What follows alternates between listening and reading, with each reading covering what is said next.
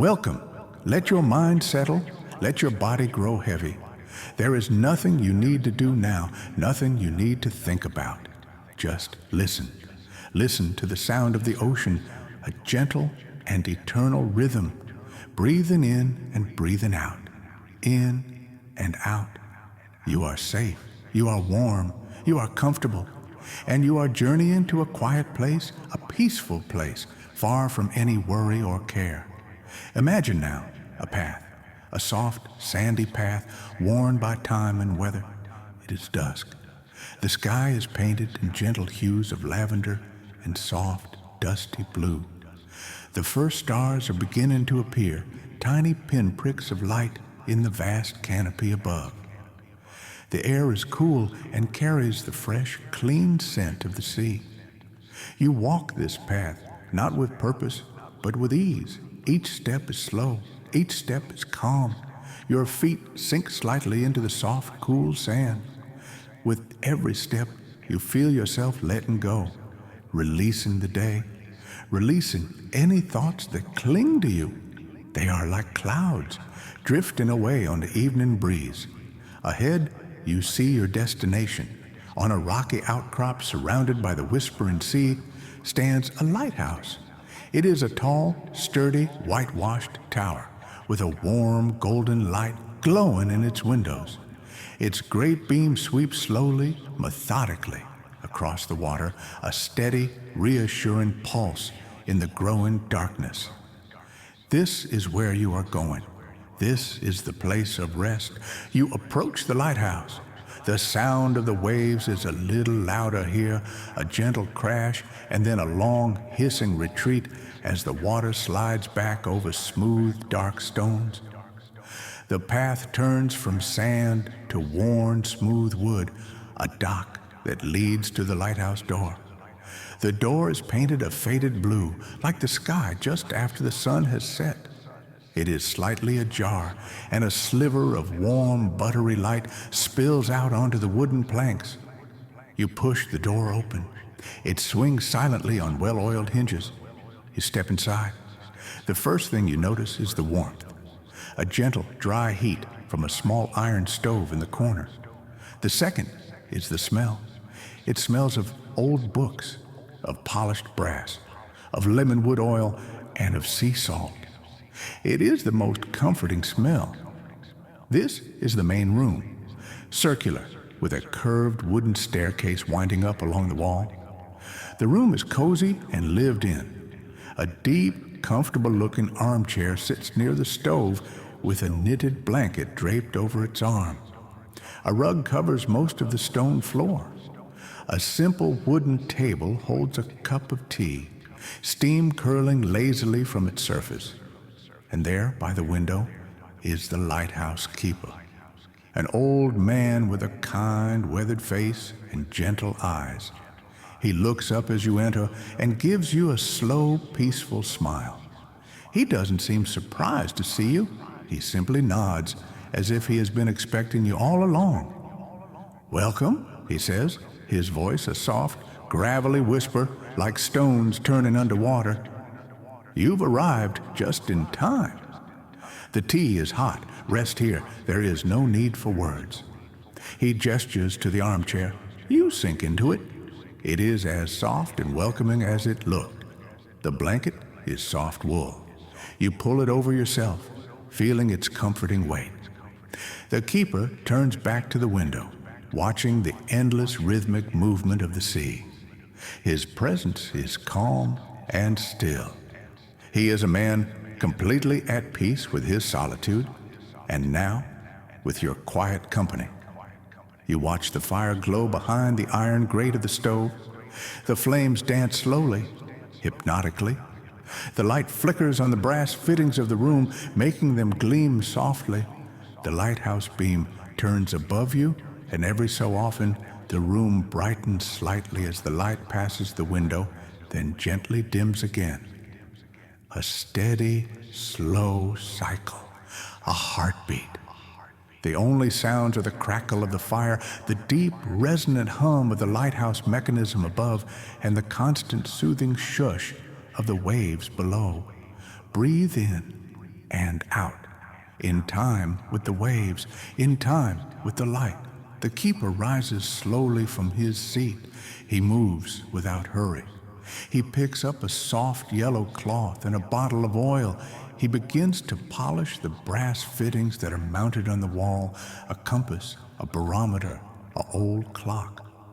His movements are slow, circular, and precise. There is a gentle ritual to it. He speaks, not looking at you, his voice blending with the other sounds of the lighthouse. This old light, he murmurs, has been guiding souls home for 100 years. Through fog, through storm, through the clearest nights. It never wavers. It is a promise that there is a way, a promise of safe harbor.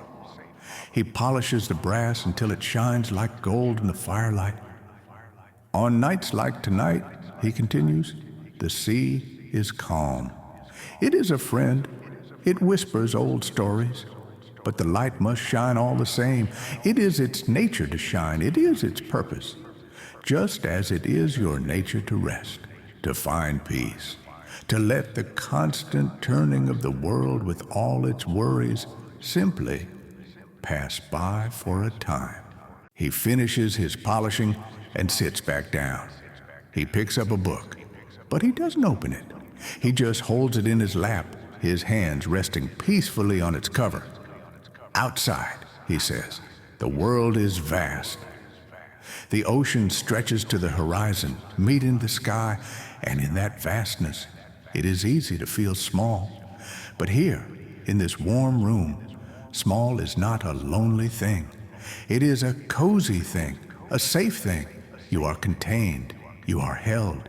You are a world unto yourself, resting within a larger world. You feel your eyes growing heavy. The warmth of the fire, the softness of the chair, the rhythmic sounds, the keeper's gentle, monotonous monologue, it all blends together into a lullaby for the mind. Listen to the waves, he whispers. Count them if you like, but you don't have to. You can just let them wash over you, washing away the day, washing away the thoughts, leaving only smooth, quiet sand behind. The keeper points a gentle finger toward the staircase. If you wish to see, he says, the view from the top is clear tonight. The steps are many, but there is no rush. Take your time. You feel compelled to rise. You leave the cozy blanket and walk to the curved staircase. The steps are worn smooth in the middle from generations of keepers walking up and down. You place your hand on the cool, painted iron railing and begin to climb. The climb is slow and dreamlike. The only light comes from small porthole windows you pass on your way up. You see glimpses of the darkening sea. The sound of the waves becomes more muffled here, replaced by the deep, steady, rotating hum of the great light above. It is a vibrational sound that you feel in your bones, a calming, powerful resonance. Round and round you go, up and up, in a gentle, spiraling ascent. There is no effort. You are floating. You are drifting upwards like a feather on a warm current of air. Finally, you reach the top, the lantern room. It is a glass dome, and in its center is the magnificent, brilliant light. It is the heart of the lighthouse. It is beautiful and powerful, but its hum is a gentle giant's purr. It rotates with impossible slowness.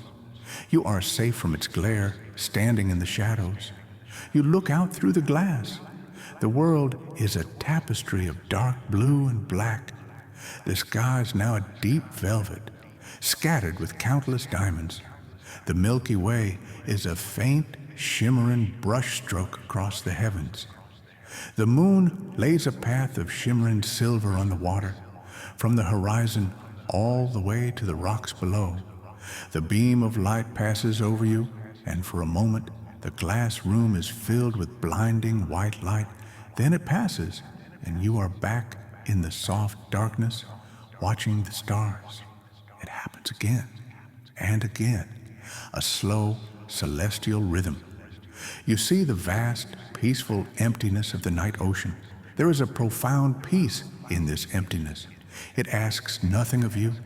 It just is. You are a witness to its eternal, beautiful stillness. You stand there for a long, long time, watching the light sweep over the endless water. You are both tiny and infinite all at once. Descending the stairs is even easier. You glide down, your hand barely touching the railing. You return to the warm room. The keeper is still in his chair. He has poured you a fresh cup of tea. It is on the small table next to your armchair, still steaming. You sit back down. The chair welcomes you like an old friend. You take the cup. It is warm in your hands. You don't drink it. You just hold its warmth. The scent is of chamomile and lavender and a hint of honey. You breathe it in. A sigh of deepest contentment escapes you. The keeper smiles. "It is good to rest," he says simply. He begins to speak again, his voice even softer now, barely a whisper, weaving through the sounds of the fire and the sea. Think of the creatures in the deep, resting in the dark water, the whales singing their low, slow songs to one another across great distances, a lullaby for the ocean itself. The fish suspended in the current, dreaming fish dreams, the starfish clinging to the rocks, resting with the tide. All is calm, all is peaceful, all is exactly as it should be. Your body is like the ocean, deep and calm. Your thoughts are like the waves. They rise and they fall, but they always settle, always return to the calm, deep stillness of your being. Your breath is the tide, coming in and going out in a perfect, peaceful rhythm. With every sweep of the light, you go deeper. With every crash of a wave, you relax more.